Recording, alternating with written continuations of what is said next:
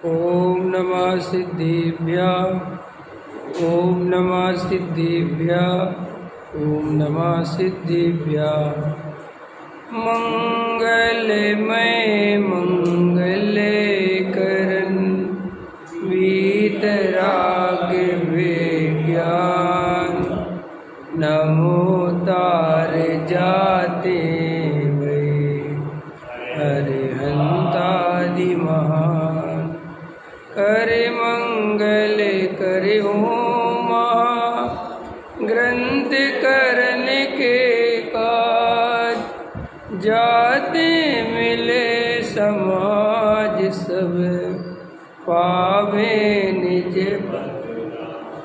इस भव तरु का मूल जानौ मिथ्या भाव ताको कर निर्मूल अब करिए मोह संतप्त मानस शांत हो जिनके गुणों के गान में वर्धमान मान जिन विचरे हमारे।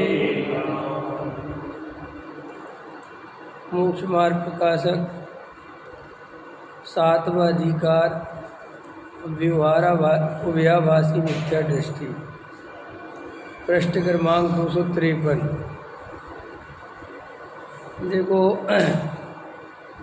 व्यवहार छोड़ने की चर्चा करी थी कि व्यवहार छोड़ने का मतलब क्या है कि उसे सच्चा मोक्ष मार्ग मानना छोड़ना है। उपचरित कथन करता है तो उपचरित ही मानना चाहिए, बस यही व्यवहार छोड़ना है। लेकिन वो व्यवहार का अर्थ वृत्तिशील संयम आदि करता है तो उसको ऐसा लगता है कि व्यवहार छोड़ने का मतलब ये है कि वृत्तिशील संयम आदि छोड़ देना। ये चर्चा चल रही है। पृष्ठ क्रमांक 253 सबसे नीचे।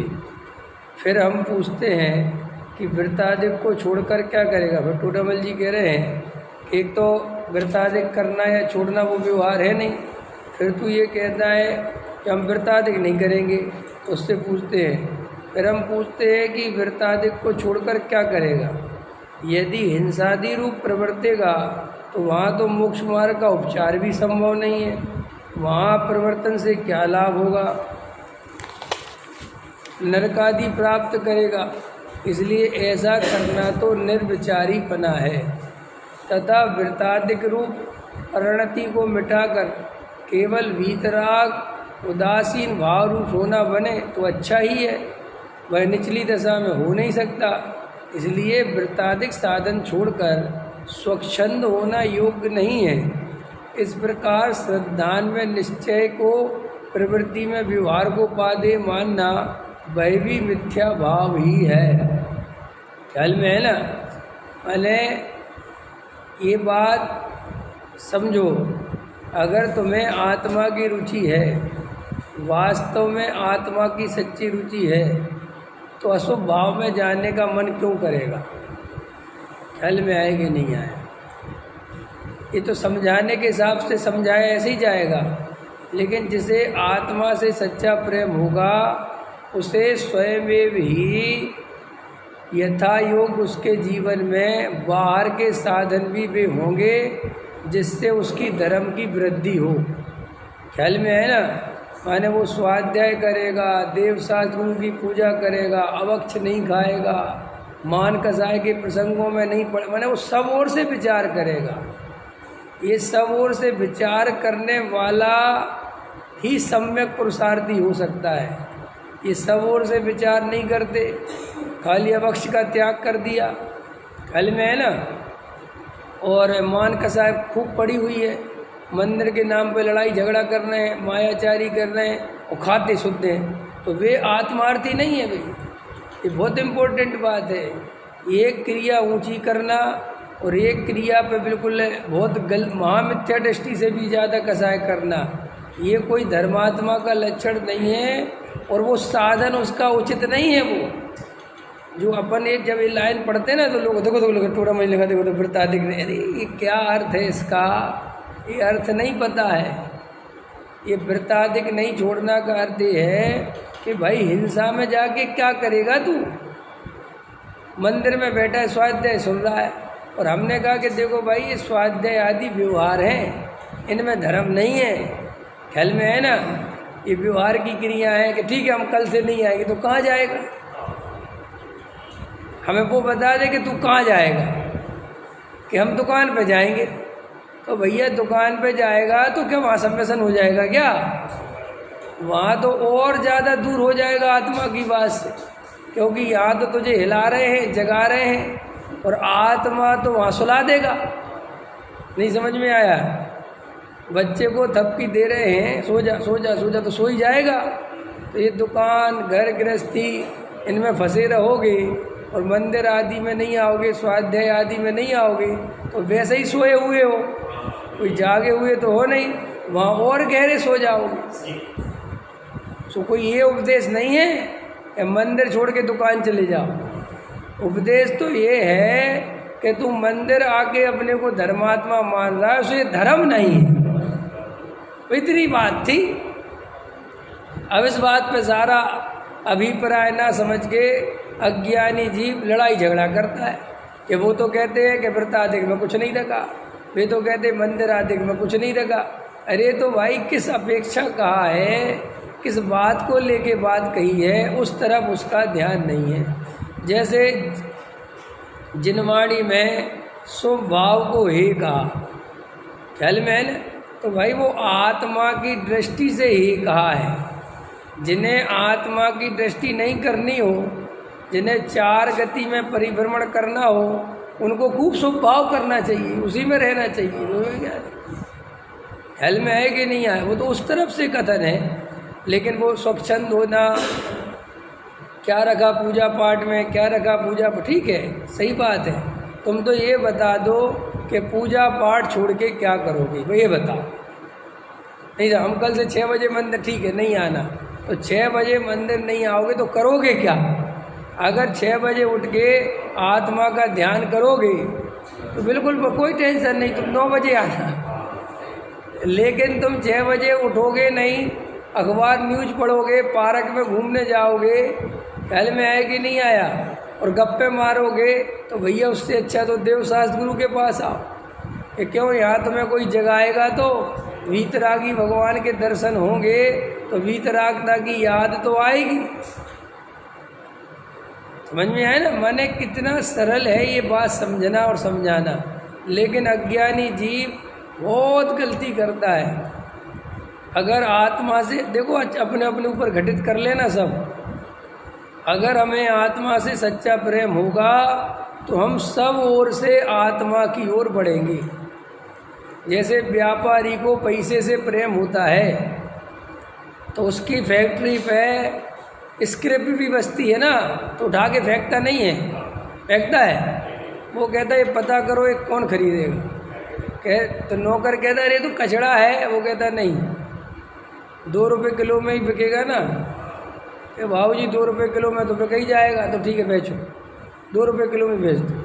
माने वो उसका भी वो अपन कभी कभी जो कबाड़ा बेचते ना घर में, तो वो कबाड़ा हो सकता है 30 रुपये का हो, लेकिन अपन वो 30 रुपये का भी कबाड़ा बेचते कि भाई व्यर्थ क्यों जाए, 30 रुपये ही सही होता है ना। तो श्री गुरु कहते जैसे वहाँ पैसे की पकड़ है, तो वहाँ कोई भी चीज़ है तो वो देखता है कि ऐसे ही जैसे आत्मा से प्रेम होता है, वो पूजा में से भी आत्मा निकालता है, भक्ति में से भी आत्मा निकालता है, स्वाध्याय में भी से आत्मा निकालता है, और व्रतशील संयम आदि करता है तो उनमें से भी आत्मा ग्रहण करता है। ऐसे नहीं करता कि व्रत कर लिया और दुकान पे चला गया। तो ऐसे व्रताधिक तो लंघन के समान है, वे कोई काम का ही नहीं। क्यों नहीं है? कि भाई वे व्रताधिक करे किस लिए थे, नहीं समझ में आया। कोई पूजा करने आया और गृहीत मिथ्यात्व का सेवन करे, भगवान से कुछ मांगे तो उससे यही कहेंगे ना कि तुम छोड़ो ऐसी पूजा, तुम्हारी कोई काम की नहीं, ये तो गृहीत मिथ्यात्व है। अच्छा एक बात आओ, एक आदमी भगवान की, मैं उदाहरण दे रहा हूँ, एक आदमी भगवान की पूजा करता है और उनको सुख दुख का कर्ता मानता है, देख रहे ध्यान से, माने गृहीत मिथ्यात्व करता है। और एक आदमी पूजा नहीं करता लेकिन वो भगवान को सुख दुख का कर्ता नहीं मानता। बताओ श्रेष्ठ कौन है? कौन श्रेष्ठ है? सच्ची बात, पक्की सच्ची है ना। लेकिन जब ये ईमानदारी से जब ये बात सामने आती है तब आप नहीं मानते। कई लोग कहते हैं ना, अरे कम से कम साधु तो बन गए, त्यागी वृत्ति तो है, तुमसे तो अच्छे। कहाँ है हमसे अच्छे? हमसे अच्छे किन अर्थों में बताओ? इन अर्थों में कि हम 2 टाइम रोटी खाते, वो 1 टाइम खाते हैं, हम कपड़ा पहनते, वो कपड़ा, इस अर्थों में कहते हो ना, ठीक है मान लिया। लेकिन इससे बड़ा खतरनाक पाप है मिथ्यात्व। कपड़े पहनना और नहीं पहनना, इससे महा बड़ा पाप क्या है? 1 टाइम रोटी खाना या 2 टाइम खाना, इससे बड़ा पाप कौन सा है?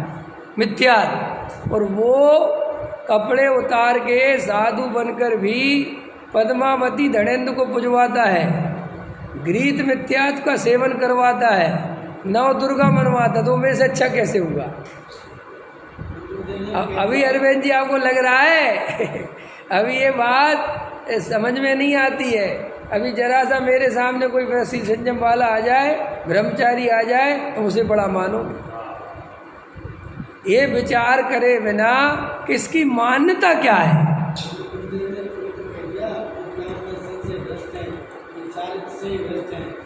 करते अन्य को वे भ्रष्ट से भी भ्रष्ट है। क्या भ्रष्ट से भी, हाँ इसका समझते हो, पापियों के भी पापी है वे, उनके सामने सामान्य पापी फैल हैं। हाँ क्यों होते ही है ना। तो भाई किस अपेक्षा क्या कथन है उसको समझो।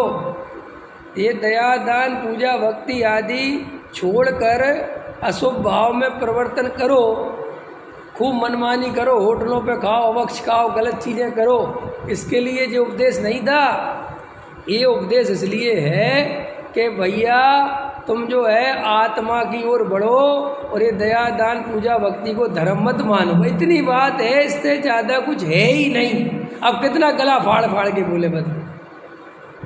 और कि साहब आप बोलो ही मत ना छोड़ने की बात, कि भाई वो इसलिए बोलनी पड़ती है कि अगर हम वो नहीं बोलेंगे तो तू दया दान पूजा भक्ति को धर्म मानेगा, क्योंकि जन्मों जन्मों के संस्कार है।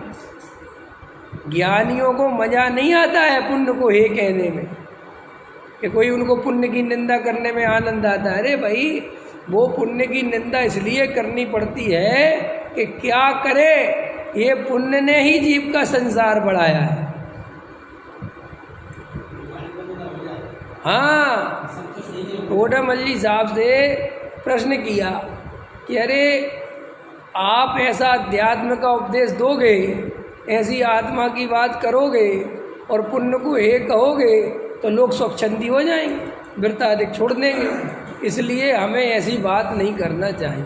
तो टोडामल जी साहब ने जो जवाब दिया वो बहुत अच्छा दिया। उनने कहा कि देख भाई, अगर हम ये अध्यात्म की बात छोड़ देंगे कहना तो मूल तत्व ज्ञान का ही लोभ हो जाएगा, और गधा मिश्री खाने से मर जाए तो सज्जन पुरुष मिश्री खाना तो नहीं छोड़ते।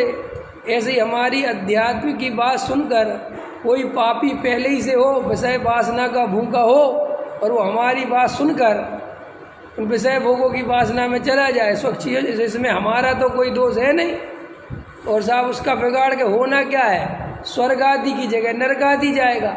लेकिन वो नुकसान उतना नुकसान नहीं है।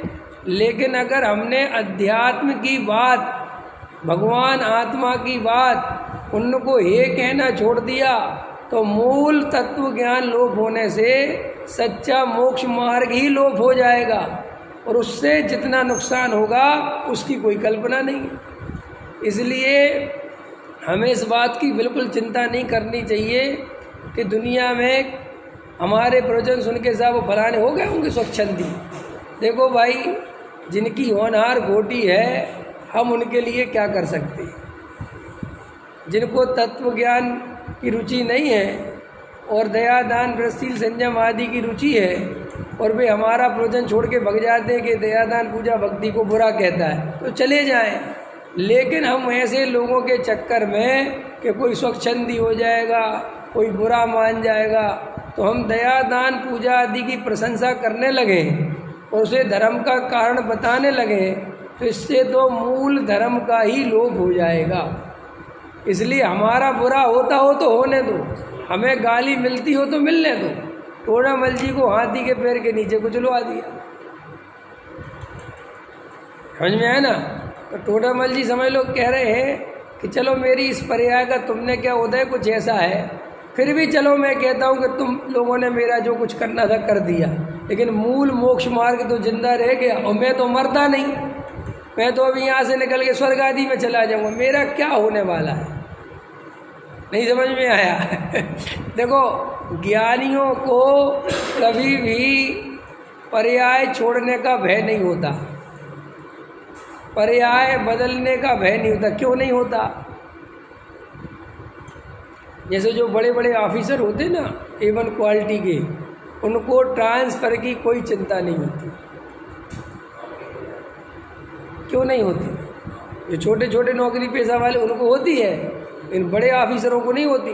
और उनकी तो बड़े ऑफिसर होते जो A1 क्वालिटी के, उनके तो हर 2 साल में, 1 साल में, 2 साल में, 3 साल में ट्रांसफ़र होते ही हैं, लेकिन उन्हें इतना सा विकल्प नहीं होता। क्यों नहीं होता?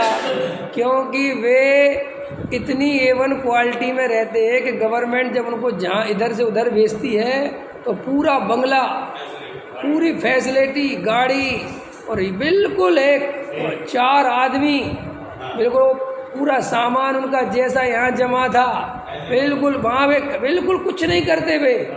वे तो ऐसा करते हैं कि जैसे यहाँ से ट्रांसफ़र हुआ उनका कि बेंगलोर ट्रांसफ़र हो गया, तो वे यहाँ से 3 दिन पहले निकलते हैं, वहाँ 5 स्टार होटल में रुकते हैं और इतने में उनके वे सारे पुलिसकर्मी पूरा बंगला सेट कर देते हैं और वो कहते साहब चलिए चलिए।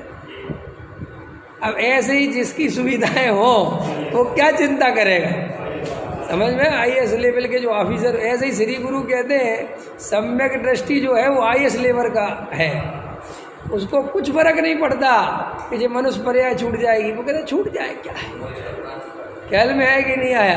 क्योंकि वो तो स्वर्ग में जाएगा और स्वर्ग में होगा तो मनुष्य में आ जाएगा, ख्याल में उसको क्या होना है। मैंने कहने का मतलब सम्यक दर्शन की निधि अपने पास रख के तो देखो, एक बार सम्यक दृष्टि होके तो देखो, अरे सारा भय निकल जाता है और ऐसा लगता है कि वास्तव में मैं अजर अमर तत्व हूँ। अजर अमर इसलिए हूँ कि मेरा मरण होगा ही नहीं, और पर्याय बदलेंगी तो जो भी बदलेगी उससे A1 क्वालिटी की मिलेगी। तो सम्यक दृष्टि निर्भय रहता है, इसलिए संयोगों की एकत्व बुद्धि नहीं चलती, संयोगों की तरफ भिखारीपन नहीं चलता उसका। अरे अपन गहराई से विचार करें। मैं तो कल विचार कर रहा था कि हे जिनेंद्र देव, ये कैसी दशा है, ये कैसी स्थिति है कि क्षणिक सुख के लिए पर द्रव्य की तरफ देखना पड़ता है। एक गिलास पानी पीना है तो दूसरे की तरफ देखना पड़ता है। कैसी पराधीनता स्वीकार करी, नहीं करी पराधीनता है? सारे मोह में नाचते रहते हैं। ये बच्चा, ये मकान, ये दुकान और संपत्ति हो जाए, अगर संपत्ति चली जाएगी तो मेरा क्या होगा, अगर मेरा बेटा सही पढ़ा लिखा नहीं तो मेरा क्या होगा, बेटा ऐसा नहीं बना तो क्या होगा, बहू सही नहीं मिली तो क्या होगा, और शरीर में कोई रोग हो गया तो क्या हो गया, पत्नी मर गई तो क्या होगा, पति मर गया तो क्या होगा। ऐसी अनंत कल्पना लोक की आकुलता जीव के चलती ही रहती है मिथ्यात्व के कारण। क्योंकि ये संसार की जो नाव है ना, ये ऐसी मझधार में चल रही है कि कब पलट जाए कोई पता नहीं है। नाव डगमग हो रही, चल रही मझधार में, ना जाने कब नाविक डुबा दे धार में। तब कौन होगा शरण जब नाविक डुबा दे धार। अरे जिन संयोगों के भरोसे हम सुख की कल्पना कर रहे हैं, उन संयोगों से तो पूछो, वे तुमसे सुख की कल्पना कर रहे हैं। पत्नी कहती है पति पत्नी में कभी कभी ऐसी बातें होती है ना कि आप अच्छे से रहना है, पहले तो मैं ही मरूंगी। तो पति कहता पगला रही हो, पहले तो मैं मरूंगा। ख्याल में तू अच्छे से रहना है ना। अब एक दूसरे से कह रहे हैं, लेकिन मज़ेदार बात है किससे कह रहे हो भाई? कौन किसका कौन पहले मरेगा है? ये तो जिसका आयु कर्म पूरा होगा वो चला जाएगा। अरे अभी अपन को लगता है, अपन अभी मोह में ऐसे रहते हैं, लगता है ऐसा हो मेरा पति चला जाओ मैं रह लूँगी, मैं तो बिल्कुल नहीं रहूँगी। ऐसा सबको लगता है, ये तुम्हें नहीं लगता। ये पृथ्वी पे जितनी पत्नियां हैं अधिकतर को लगता है कि मेरा पति अगर है तो मैं तो बिल्कुल नहीं रहूँगी, लेकिन कुछ नहीं होता। साल 6 महीने तकलीफ होती है, पर धीरे धीरे सब एडजस्ट हो जाता है। फिर कहती है अब जो पति तो चला गया, अब बेटा मेरा सहारा बनेगा। देखो ख्याल में, तो वो वहाँ पर ऐसे चलता है। तो वही जगत में कुछ नहीं है, ये तो जगत का अनादि अनंत प्रवाह है, और जीव भी अनादि अनंत है। पर्याय बदलनी है, बदलनी है, बदलनी है। यहाँ हम सदाकाल नहीं रहेंगे, और हम ये शरीर नहीं है, ये शरीर नहीं है, ये शरीर यहीं पड़ा रह जाएगा। मेरा चेतन तत्व चला जाएगा। मुझे कोई विकल्प नहीं रखना संसार का, कोई चिंता नहीं करनी संसार की। मैं तो सम्यक दृष्टि हूँ, मैं तो सच्चा आत्मार्थी हूँ, मेरी तो चैतन्य तत्व दृष्टि है। मुझे पर्याय दृष्टि करनी ही नहीं, पर्यायों की चिंता करनी ही नहीं। जो पर्याय जब आनी हो आएगी, जो जानी हो जाएगी। मैं इन पर्यायों से भिन्न ज्ञायक तत्व हूँ। ऐसी अचल श्रद्धा को बार बार निर्मित करना चाहिए, निर्णय करना चाहिए। तो देखो ये जो टोडामल जी साहब कहते हैं कि तू वृत्ताधिक परिणति को मिटाकर अगर वीतराग भाव दशा हो जाए, समय वह निचली दशा में हो नहीं सकता। हमारी निचली दशा ऐसी नहीं है कि हम आत्मा में ध्यान लगाएं और डूब जाएं। अभी हमारी इतनी सामर्थ्य नहीं है, तो हमें देव शास्त्र गुरु का अवलंबन लेना ही पड़ेगा। हमें स्वाध्याय में बैठना पड़ेगा। कई लोग क्या करते हैं कि अपने आप को ज़्यादा होशियार समझते हैं और वे स्वाध्याय आदि में आना बंद कर देते हैं। कि क्यों? कि वो कहते हमारा तो घर पे बहुत बढ़िया होता है ना, लेकिन आपको पता नहीं है वो जो घर का बढ़िया है उसमें तुम्हारी कमी बताने वाला कोई नहीं है ना। और तुम अपनी मनमानी करते हो। मनमानी कैसे करते हो? जैसे अभी यहाँ प्रवचन चलेगा 9 बजे तक, तो तुम 9 बजे तक शांति से बैठोगे, सुनोगे। लेकिन घर में क्या है, 10 मिनट पढ़ा, अरे बंद कर दो, अरे बाद में सुन लेंगे, अरे बाद में लगा लेंगे। ये क्या कि वो धारा बनी नहीं पाएगी, ख्याल में है ना। तो ये सब प्रमाद नहीं करना। देखो बंद के कारणों में मिथ्यात, अवरति और प्रमाद और कसाय को तो रखा उनने चौथे नंबर पर, और प्रमाद को कसाय से पहले रखा। समझ में? प्रमाद समझ गए? प्रमाद क्या है? ये जो प्रमाद होता है ना, ये प्रमाद बहुत खतरनाक चीज़ है। प्रमाद से बचना चाहिए। ये क्या है कि अपन को स्वाध्याय आदि में, अरे हम तो घर पे कर लेंगे, ठीक है, सुन ले, कुछ नहीं होता भाई।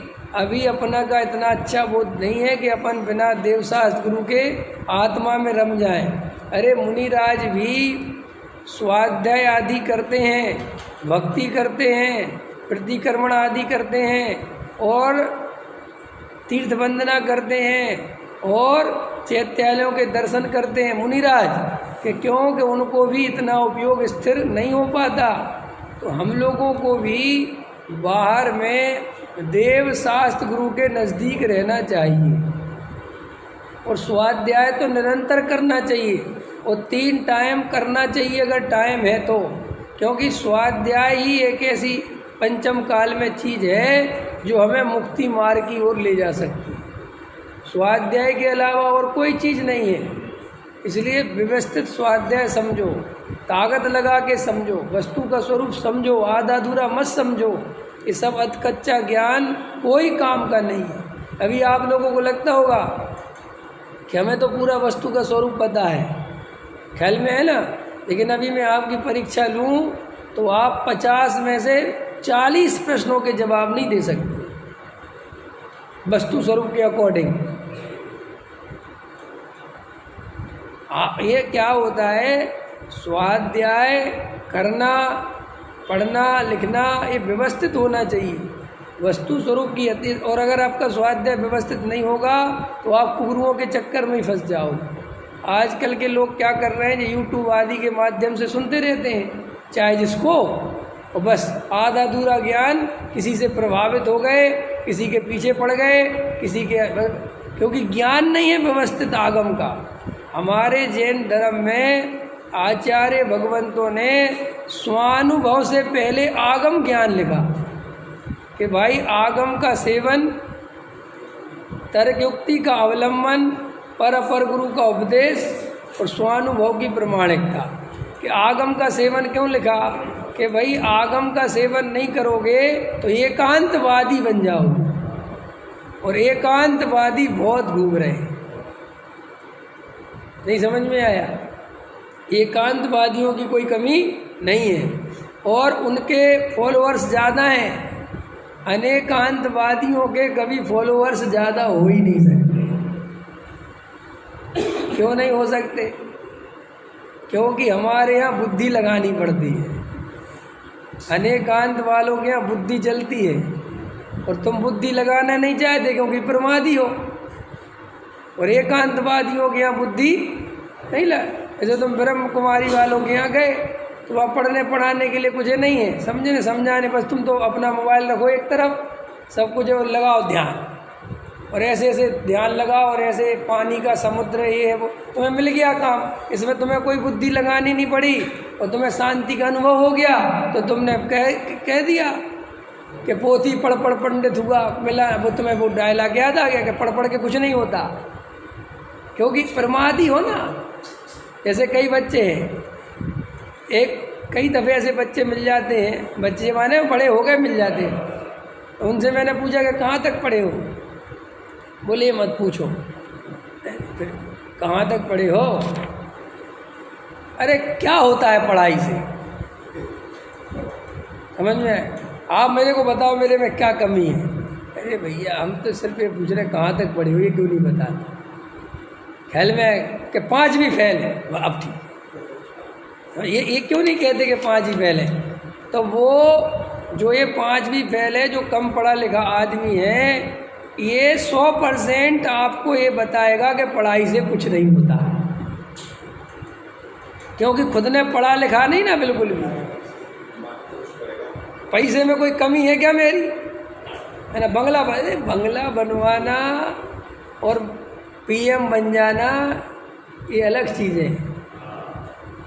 अब जनता तो 20 साल लालू को सीएम बनाए रही, चलो लालू तो थोड़ा बहुत पढ़ाई है, उसकी राबड़ी देवी जो बेचारी अंगूठा लगाती है, ख्याल में बाद में साइन करना सीखी, वो 5 साल सीएम बन गई भाग। ये तो सीएम पीएम तो क्या होता है, जनता वोट देती है बन जाती है। इसमें तुम्हारी क्या है?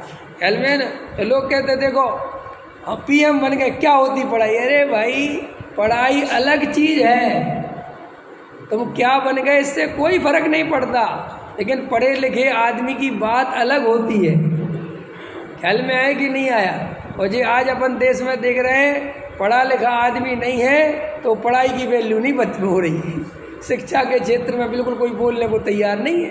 क्यों? कि वे शिक्षा के क्षेत्र में खुद कभी कुछ किया नहीं, तो शिक्षा की वैल्यू ही नहीं पता रहती। ऐसे ही प्रमादी लोग होते हैं ना, तो वो प्रमादी लोग क्या होते हैं कि पढ़ाई लिखाई तो करनी नहीं, स्वाध्याय तो करना नहीं, है ना, और बस ये कहते हैं क्या होता है स्वाध्याय से, 11 अंग 9 पूर पढ़ लिए क्या होता है? अरे भैया 11 अंग 9 पूर पढ़ने को कौन कह रहा है? तुमसे तो ये कह रहे हैं कि व्यवस्थित वस्तु का स्वरूप तो समझो। 6 द्रव्यों की विशेषता, उनका स्वरूप, 7 तत्व, हे उपादेय, 8 कर्म की फिलॉसफी थोड़ी बहुत, तो 10 धर्मों का स्वरूप, कसायों का स्वरूप, प्रमाद का स्वरूप, है ना, पर्याय का स्वरूप, द्रव्य का स्वरूप, गुण का स्वरूप, ये तो बिल्कुल व्यवस्थित होना ही चाहिए। अगर ये व्यवस्थित नहीं होगा तो तुम आत्मा का आधार कैसे पकड़ोगे? कोई भी जीव पर्याय स्वभाव को समझे बिना द्रव्य स्वभाव को ग्रहण नहीं कर सकता। क्या बोला मैंने?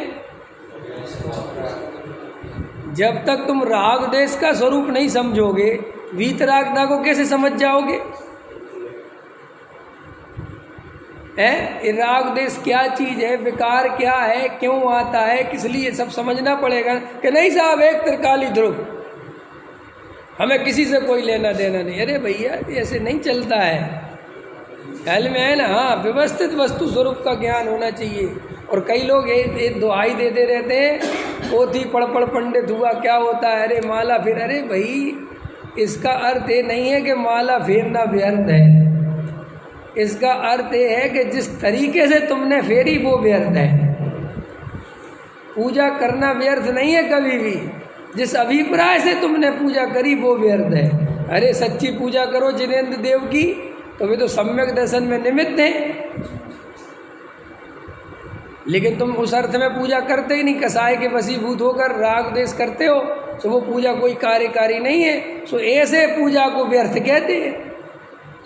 मुनि बनना व्यर्थ है? अरे क्या बात करते हो भैया, मुनि तो जीवन सबसे आनंदमय जीवन है। साधु बनना व्यर्थ है? नहीं, आत्मज्ञान से रहित होकर, वेद ज्ञान ना होकर मात्र साधु बन जाना वो व्यर्थ है।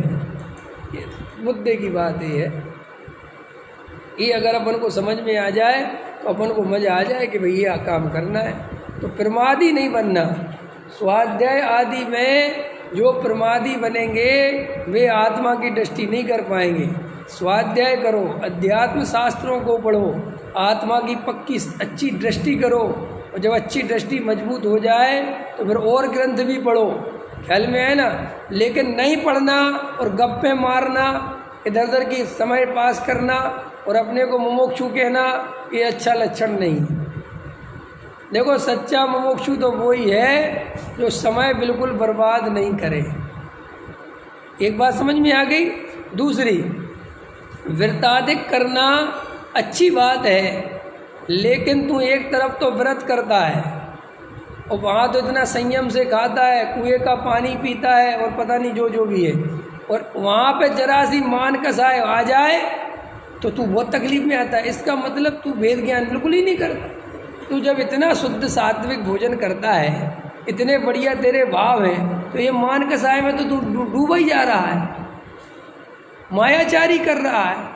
तो ये मायाचारी करना, मान करना, बस एक क्रिया विशेष करना, सो वो कोई धर्मात्मा का लक्षण नहीं है, वो तो मूर्खता का लक्षण है। तो ये आत्मा की कोई सच्ची प्रयास नहीं, क्योंकि ज्ञानी तो वही बनता है जो मायाचारी भी छोड़ता है, लोभ कसाय भी छोड़ता है।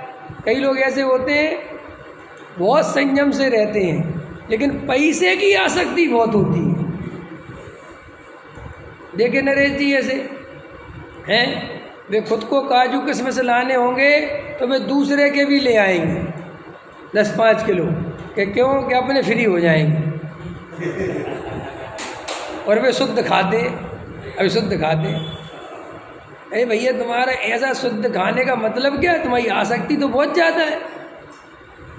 तो तुमने भोजन की आसक्ति छोड़ दी और कहीं आसक्ति बढ़ा ली तो सब बराबर हो गए। इसमें फ़र्क क्या पड़ता है? तुम ट्रेन में गए और ट्रेन में तुम्हारी 2 सीटें यहाँ थी, 2 सीटें वहाँ थी, 2 सीटें कहीं थी, तो तुमने भाई आदमियों से बातचीत करके कहा हमारी सीटें ले लो। तो कोई दानवीर नहीं हो और उससे कह रहे कि तू अपनी दे दे, कि क्यों कि हमारा यहाँ पे एडजस्ट हो जाएगा, हम सब एक जगह हो जाएंगे। तो इसमें कोई तुमने किसी का उपकार कर दिया क्या सीटें दे के? ऐसे ही श्री गुरु कहते हैं कि तूने कहीं कसाय कम कर ली और कहीं कसाय बढ़ा ली, तो सब बात बराबर ही है। क्या फर्क पड़ता है? एक कसाय छोड़ के दूसरी कसाय बढ़ा ली। जैसे खाने पीने की कसाय कम कर ली और मान कसाय बढ़ा ली। कि अब कोई खाने पीने की सम्मान नहीं देता तो इसको दुख होता है कि अरे शुद्ध खाते हैं और हमें कोई सम्मान ही नहीं देता। शादी में आते हैं और हमें कोई सम्मान ही नहीं देता। बताओ, यहाँ पे तो कोई बखत ही नहीं है। तो इसकी मान कसाय प्रबल हो गई, तो वो तो सब धतूरे ही हैं, वो कुछ फ़ायदा थोड़ी होता है उससे। इसलिए जो ज्ञानी होते हैं अथवा सम्यक्त सन्मुख मिथ्या दृष्टि जीव होते हैं, वे सब ओर से विचार करते हैं। वे जहाँ जहाँ आसक्ति पड़ी होती है उसको गहराई से देखते हैं। कई लोग ऐसा करते हैं, हमारी कसाई के अनुसार जो परिणमन करेगा बस उससे प्रेम करने लगेंगे। सामान्य और अपने को मुमुक्षु कहते तो मुमुक्षु नहीं हो, और फिर जरा सा वो अपने अनुकूल नहीं रहा तो उसकी फिर जगह जगह बुराई करने लगेंगे। और फिर क्या होता है, कुछ दिन बाद फिर भलाई हो गई, फिर वो जरा सी कसाई के। तो ऐसा मायाचार किस लिए करते हो? ये मायाचार तुम इसलिए करते हो पद प्रतिष्ठा के चक्कर में। और ये पद प्रतिष्ठा का लालच हमारी परिणति कितनी गिरा देता है, कितना गिरना पड़ता है, गिरना पड़ता है कि नहीं करना पड़ता। ये पीएम है ना, पीएम होकर भी अति आसक्ति होने के कारण दिल्ली में बैठा है ना, लेकिन आसक्ति कैसी, राज्यों की, कि सब राज्य मेरे हो जाए। तो एज आ पीएम होकर भी सीएम की तरह लड़ता है, वहाँ के आदमियों को अलग कर देता है और 10-10 दिन 15-15 दिन वहीं डला रहता है। तो अब देखो पीएम का भी भोग नहीं कर पा रहा ना, वो अति आसक्ति होने ना। उसको तो ये कहना चाहिए कि मुझे कोई मतलब नहीं है, तुम अपने लेवल पे करो, ये मेरे को ये सब मैं तो यहाँ संभालूंगा, मुझे तो ये देखना है केंद्र, हमारे राज्यों में कौन जीते कौन हारे मुझे ज़्यादा चिंता नहीं है। कि क्यों, कि भाई मैं यहाँ का पीएम मेरे समझ में। लेकिन अति आसक्ति होती है तो वो बिल्कुल सब ऐसे अपने को भी ये अति आसक्ति होती है तो अपन आत्मा आराधना नहीं कर सकते। ये पूजा में बैठे हो आप और आपको जगत की बहुत ज़्यादा आसक्ति है तो आपका पूजा में मन नहीं लगेगा। देखना वज्रसेन जी, मंदिर में जो सामान्य आदमी आके पूजा कर जाएगा, अधिकारी कभी नहीं कर पाता। वो तो बेचारा आएगा, भगवान की तरफ प्रेम से देखेगा, भक्ति से पूजा करेगा, चावल चढ़ाएगा, उसे कोई लेना देना। लेकिन अधिकारी जी बैठे होंगे ना, ये पंखा आवाज़ कर रहा है, ये बदलवाएंगे। और पूजा ही के टाइम पहले में जो नया आदमी कौन आ रहा है पता तो करो। अब उसको वो पूरा पूजा चली गई बेचारी। तो जे तुम्हारे समझ लो अधिकारी बन गए तो तुमने भाव बिगाड़ रहे हो कि क्यों।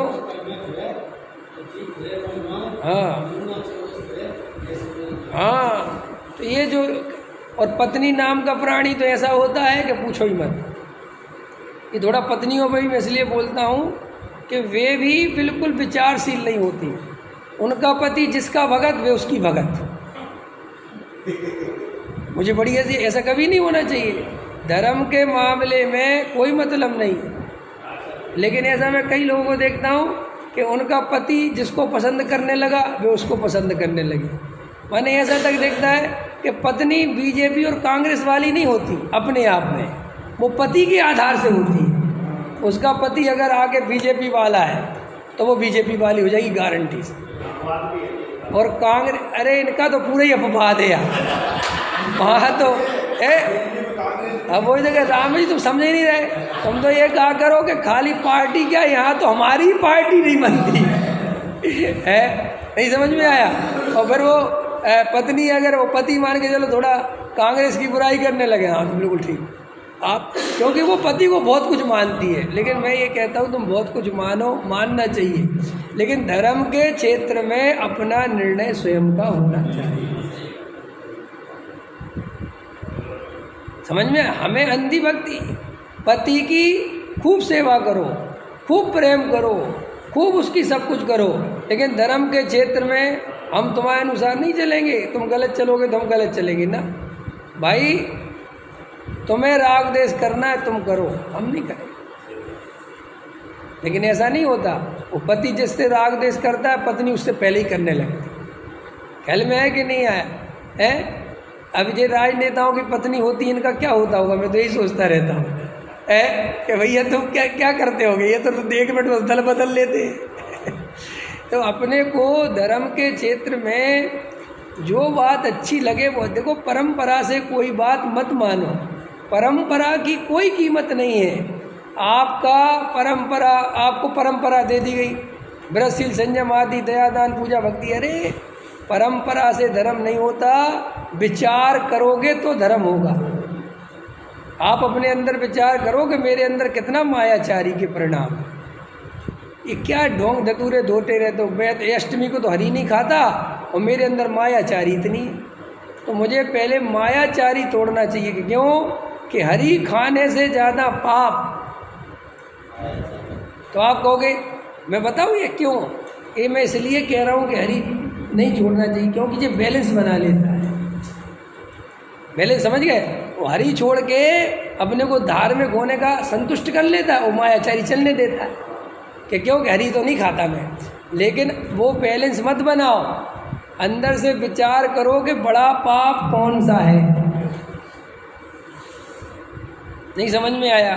जैसे अभी अपन ने पूजा कर ली, भक्ति कर ली, स्वाध्याय में सुन लिया, तब इसका मतलब ये नहीं है कि घर पे जाके स्वच्छंद प्रवृत्ति करो, अब आत्मा को छोड़ दो और अब खूब मायाचारी करो और अति आसक्ति भाव से व्यापार में लग जाओ। कि क्यों?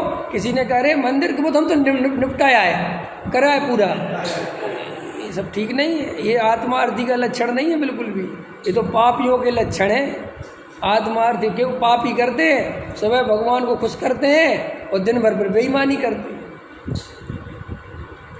नहीं देखते तुम हैं? ये अन्नमति के जो होते हैं, जैनी भी होते हैं, ये कैसे होते हैं? भगवान को खूब प्रसन्न करेंगे, पूजा करेंगे सुबह खूब जोरदार, ख्याल में है ना, खूब सब कुछ करेंगे और फिर वहाँ पे दुकानदारी में खूब बेईमानी करेंगे।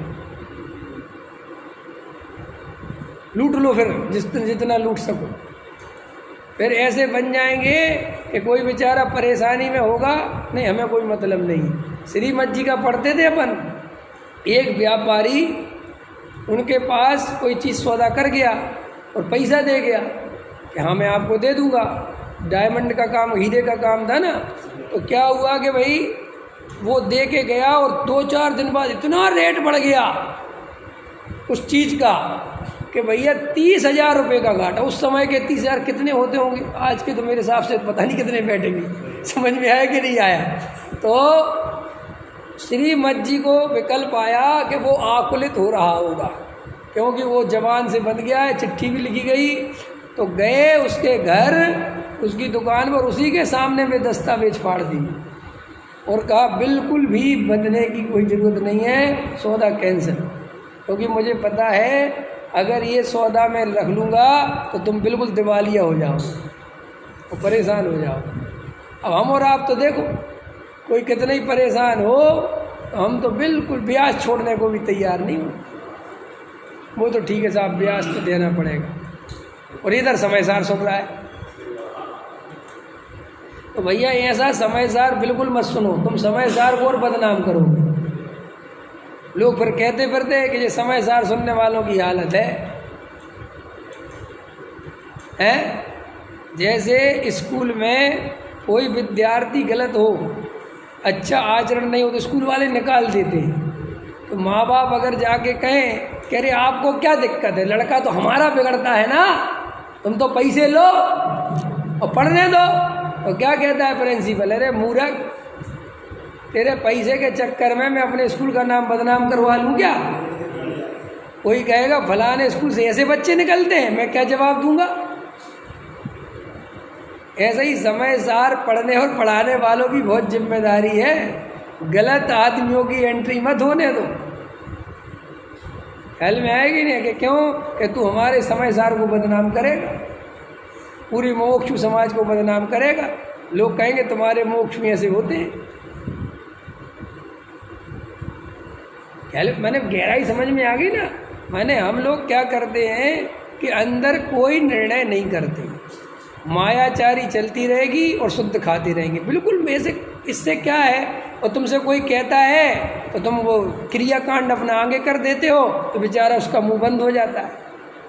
ये तो होता है कि नहीं होता है? हम तुमसे कुछ कहना चाहते हैं लेकिन तुमने क्रियाकांड ओढ़ रखा है तो भैया अपन चुप हो जाते, भैया ये तो हमसे भी ज़्यादा धार्मिक है, हम क्या कहें इनसे। बोल, ये कई लोग स्वाध्याय में नहीं बैठते हैं, वे अत्यंत धार्मिक कई लोग हैं ना जो नहीं बैठते। कि क्यों? कि भाई वो इसलिए नहीं बैठते कि वो उनके बराबरी का क्रिया कांड वाला नहीं है, और उनको बराबरी वाला नहीं चाहिए, उनको उससे भी बड़ा चाहिए, तभी बैठेगा। तो वो बैठेगा तो वो उनके क्रियाकांड की प्रशंसा करता है। हेलो, मायाचारी की बात है। मैंने इतने त्यागी वृत्तियों को सुना, वे कभी ये नहीं कहते कि तुम्हारे ये व्रतशील संयम आदि मायाचारी से करते हो तो व्यर्थ है, तुम्हारे अंदर मायाचार छोड़ना चाहिए, वो ये नहीं बोलते। वो व्रतशील संयम आदि की महिमा और ये इसकी निंदा अव्रतादि की, भाई इसमें पूरा प्रवचन चला जाता है। ये पंखा चलाओगे, इतनी जीव राशि मरती, तुम्हें करुणा ही नहीं है, इस पे तो उपदेश है, लेकिन मनुष्यों पे तुम्हें करुणा नहीं है, उनके प्रति तुम मायाचारी करते हो, इस तरफ कोई ध्यान नहीं जाता। इसलिए वस्तु स्वरूप का सब ओर से विचार करना चाहिए। तो एक तो अपने निर्णय मजबूत करो, पर्याय दृष्टि छोड़ो, आत्मा की दृष्टि करो, और अगर वास्तव में आत्मार्थी बनना है, सम्यक दृष्टि बनना है, आत्मा का अनुभव करना है, तो ईमानदारी से आत्मा से सच्चा प्रेम करो, तो हमारा आत्मकल्याण हो सकता है, वरना नहीं हो सकता। तो इतनी बात इसमें कही गई है कि जे ऐसा मानते हैं लोग कि सब व्रतादि छोड़ दो, स्वच्छंद हो जाएंगे, और इसलिए व्यवहार का निश्चय का श्रद्धान करना और व्यवहार को उपादेय प्रवृत्ति में मानना, कोडामल जी कहते ये सब मिथ्या भाव ही है। ये पकड़ में आया ना, इस लाइन का समझ में आया ना, अभी की पूरी तरह किया नहीं। वृत्तादिक को उपादेय बुद्धि से करना मिथ्या दर्शन है, समझो। उनमें उपादेय बुद्धि रहती ना, उपादेय बुद्धि नहीं होनी चाहिए। वृत्तादिक तो बाहर के क्लेशों से बच जाएं और आत्मा का ध्यान करें, इसके लिए है। ख्याल में आया कि नहीं आया? और उसका कोई बात नहीं है, तो अपनी आत्मा में ही उपादेय बुद्धि होनी चाहिए। सहजानंदी